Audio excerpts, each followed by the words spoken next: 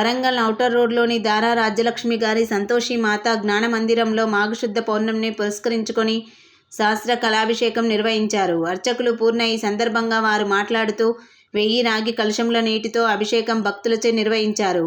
నిత్యం ఆలయంలో అర్చకులే గర్భగుడిలోకి వెళ్లి అభిషేకం చేయడం జరుగుతూ ఉంటుంది.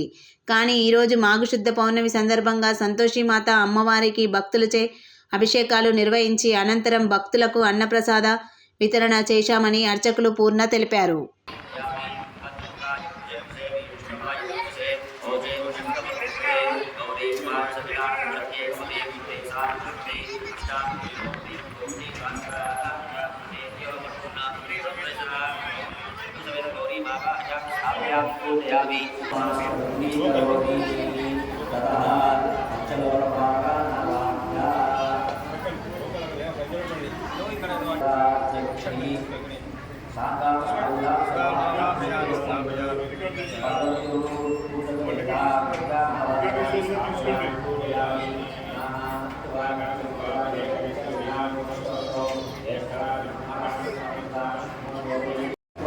ఈరోజు మాఘశుద్ధ పౌర్ణమి అండర్ రోడ్లో శ్రీ సంతోషి మాత జ్ఞాన మందిరం నందు ఈరోజు వైశాఖ శుద్ధ పౌర్ణమి సందర్భంగా శ్రీమతి దారా రాజలక్ష్మి అమ్మగారు ఏర్పాటు చేసినటువంటి సహస్ర కలశాభిషేకం అంటే 1000 రాగి చెంబులతో అమ్మవారికి ప్రతి ఒక్క భక్తులచే గర్భగుడిలోకి వెళ్ళి ప్రతి ఒక్క భక్తులు ఆ యొక్క చెంబులతో అమ్మవారికి అభిషేకం చేసే అవకాశం ఈరోజు ఉదయం 5 గంటల నుండి ఆ చెంబులో నీళ్లు పోయడం, అందులో పూలు అన్నీ వేయడం, కమలపాకులు.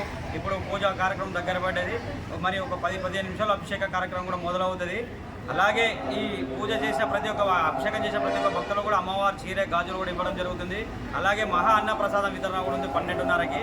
వచ్చిన భక్తులందరికీ కూడా అంటే సంతోషి మాత అంటే పులుపు పనిచేయదు కాబట్టి ఎవరు కూడా తినకుండా వస్తారు. ఏం తినకుండా వచ్చిన వాళ్ళే గర్భగుడిలో వెళ్ళి అభిషేకం చేసే అవకాశం కూడా వాళ్ళకి కూడా మనం అన్న ప్రసాదంగా అన్నదానం పెట్టడం జరుగుతుంది.